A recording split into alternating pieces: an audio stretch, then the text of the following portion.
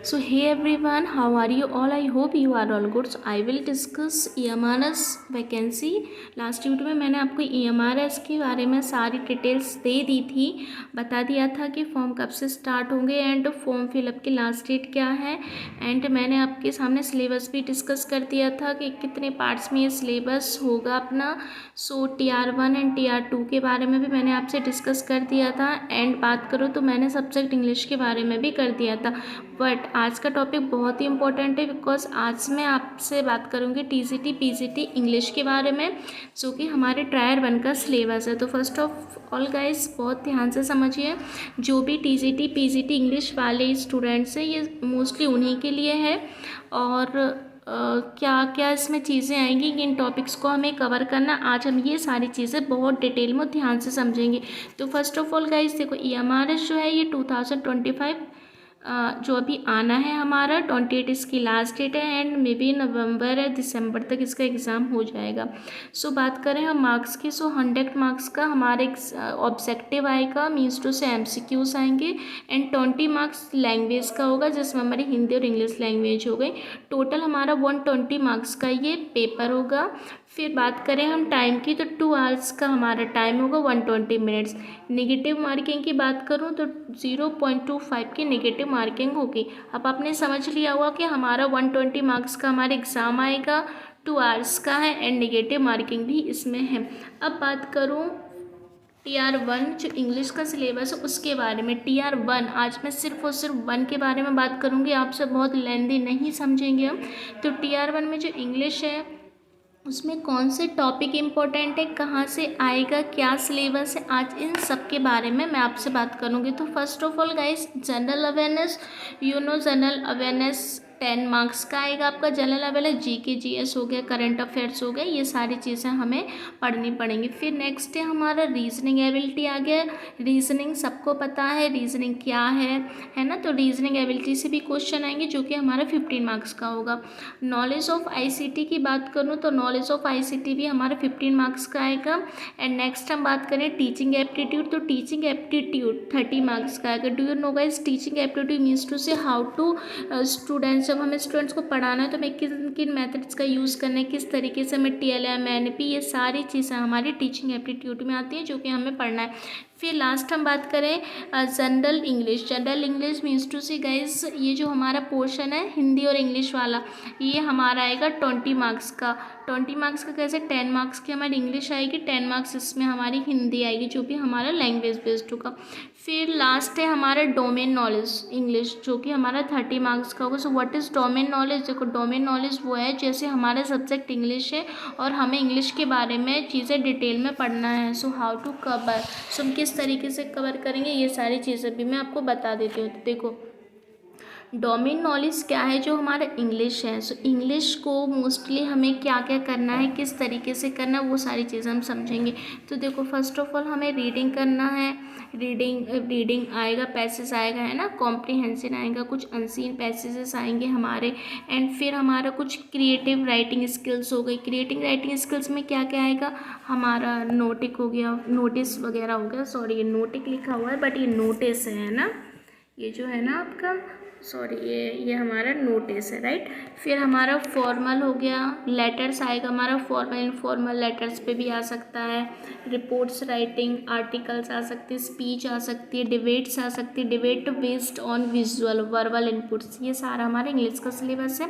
And last है हमारा grammar. सो grammar में क्या आएगा, हमारे जो क्लॉजेस सेंटेंस हो गए, ट्रांसफॉर्मेशन, गैप फिलिंग, रिकॉर्डिनेशन, सेंटेंस वगैरह में पता रीअरेंज करना पड़ता है, आगे पीछे जो सेंटेंस लिखे होते हैं ना उनको हमें रीअरेंज करना पड़ता है। फिर हम बात करें लिटरेचर की। सो लिटरेचर क्या है, देखो लिटरेचर में हमें किन सारी चीज़ों को कवर करना है, जैसे इंग्लिश लिटरेचर के कुछ राइटर्स हैं। अब आप कहोगे राइटर्स कौन से, सो राइटर्स की बात करूँ मैं आपके सामने, तो देखो शेक्सपियर हो गया, रोमांटिक पीरियड्स हो गए, पोइट्स हो गए, वर्ड्सवर्थ हो गया, कीट्स हो गया, कीट्स हमारे जॉन कीट्स हैं, कॉलरेज हो गया, 1920 सेंचुरी के जो अमेरिकन पोइट्स थे, इंग्लिश लिटरेचर है ना, वो लिटरेचर हमें पढ़ना है। रॉबर्ट फ्रॉस्ट हो गया, हेमिंगवे हो गया। Indian writing in English, Indian writing में सरोजनी नायडू हो गई और आर के नारायण हो गए, ये सारे हमारी इंडियन राइटिंग है जो कि हमारे इंग्लिश के हैं। गाइस देखो ये सारा हमारे TR1 का सिलेबस था जो मैंने आपके सामने डिस्कस कर दिया है। आई होप आपको सारी चीज़ें काफ़ी अच्छे से समझ में आई होंगी। अब बात करेंगे हम स्टडी के बारे में कि हम किस तरीके से स्टडी करना है, हमें किस तरीके से हम करें, सोर्स कहाँ से होंगे। तो देखो जो भी आपकी बुक्स हैं English literature, first of all आपने यदि TR1 का किया है तो ईजिली सी बात है, ये तो है कि आपने PC ऑलरेडी कर रखा होगा एंड आप पोस्ट ग्रेजुएशन ऑलरेडी होंगे, राइट। सो जो भी आपकी बुक्स हैं आप उनकी हेल्प भी ले सकते हैं। जैसे मेरे पास ब्रिटिश लिटरेचर हो गया, अमेरिकन लिटरेचर हो गया, इंडियन राइटिंग हो गए, ये सारे लिटरेचर मेरे पास ऑलरेडी अवेलेबल है एंड मेरे पास जितने भी इंग्लिश वाली सारी बुक्स वो भी हैं। तो इसी तरीके से आपका जो भी प्रीवियस सिलेबस रखा हो आप उससे भी हेल्प ले सकते हैं। अदरवाइज़ आप किसी भी टॉपिक को उठाइए, जैसे आपने शेक्सपियर को उठाया, शेक्सपियर को आप गूगल से भी सर्च कर सकते हैं, शेक्सपियर के बारे में भी पढ़ सकते हैं और इन्हें कितने सोनेट लिखे, कितनी इनकी पोएम्स हैं, है ना। एंड फिर जैसे रोमांटिक पीरियड्स के जो पोइट हो गए, वर्ड्सवर्थ क्या है, वर्ड्सवर्थ मोस्टली नेचर से रिलेटेड पोइट है, कीट्स हो गए, कॉलेज हो गए, फिर अमेरिकन राइटर। तो जब हमने लिटरेचर पढ़ी है तो हमें ये सारे टॉपिक्स तो हमें ईजिली समझ में आ ही रहे होंगे कि हमारे टॉपिक क्या हैं एंड हमें कहाँ से पढ़ना है। तो बस यही रिसोर्स था कि आप ये जो हमारे इंग्लिश का जो सिलेबस है बस हमें इसको कंप्लीट करना है। ये हमारे TR1 का सिलेबस है, बहुत ज़्यादा वर्ड सिलेबस नहीं है, बट हाँ डोमेन नॉलेज इंग्लिश की बात करूँ तो थोड़ा सा लेंदी है, इसको आप थोड़ा डिटेल से पढ़िएगा बिकॉज ये 30 मार्क्स का, 30 मार्क्स में से आपके 15+ मार्क्स होना ही चाहिए तब जाके क्वालिफाई होगा। और सबसे इम्पोर्टेंट गाइस ये है कि इसमें नेगेटिव मार्किंग है 0.25 की। आई होप आपको चीज़ें समझ में आ रही होंगी। जनरल अवेयरनेस की बात करूँ तो आप करंट अफेयर पढ़ लीजिए and GK current affair.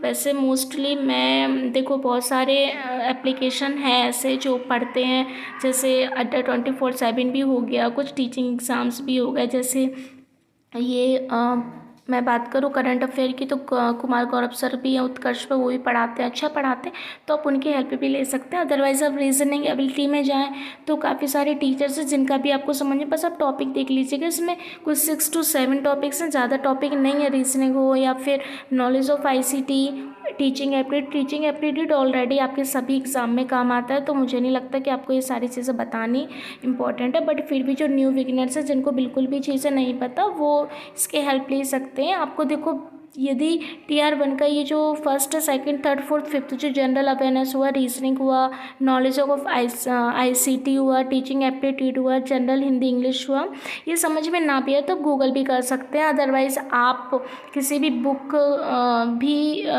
Purchase कर सकते हैं, बुक की हेल्प ले लीजिए MRS में। जैसे यूथ पब्लिकेशन की काफ़ी अच्छी बुक्स है, यूथ पब्लिकेशन हुआ। फिर बात करूँ मैं आपसे तो घटना चक्र भी काफ़ी अच्छी बुक्स है। प्रीवियस ईयर बात करूँ तो EMRS, मतलब ये सारी कुछ इतनी अच्छी बुक्स हैं ना, इसमें सारा कंटेंट आपको ईजिली अवेलेबल हो जाएगा। और यूथ में कंटेंट काफ़ी अच्छा है, यूथ बुक मैंने ऑलरेडी पढ़ रखी है, घटना चक्र भी, तो आप उसको भी परचेज़ कर सकते हैं, ये मेरा ओपिनियन है। बाकी आप एक बार रिव्यू देख लीजिएगा, आपको अच्छा लगे, आपको समझ में आए तो you can also purchase this book, right. So मैंने आपको सारी चीज़ें बता दी, एक बार फिर से मैं आपको रिवाइज़ कर देती हूँ शॉर्ट टर्म में। जो EMRS की वैकेंसी है ना, ये नवंबर टू दिसंबर में इसका एग्ज़ाम हो जाएगा, मे बी दिसंबर तक।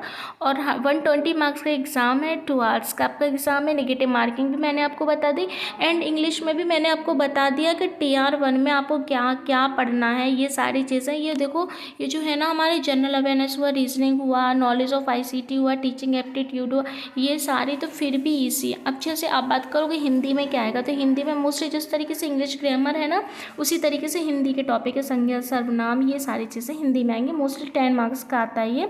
सो आपको इन सारी चीज़ों को भी कवर करना। फिर डोमेन नॉलेज जो कि आपका बहुत ही इम्पोर्टेंट है, उसको आपको कवर करना है काफ़ी अच्छे तरीके से। मैंने आपके सामने सारा सिलेबस डिस्कस कर दिया। आई होप आपको काफ़ी अच्छे से चीज़ें समझ में आ गई होंगी। लास्ट वीडियोस का रिव्यू बहुत अच्छा, so thank you so much to all of you. आपका एक कमेंट्स बहुत इंपॉर्टेंट है, so thanks for watching my video.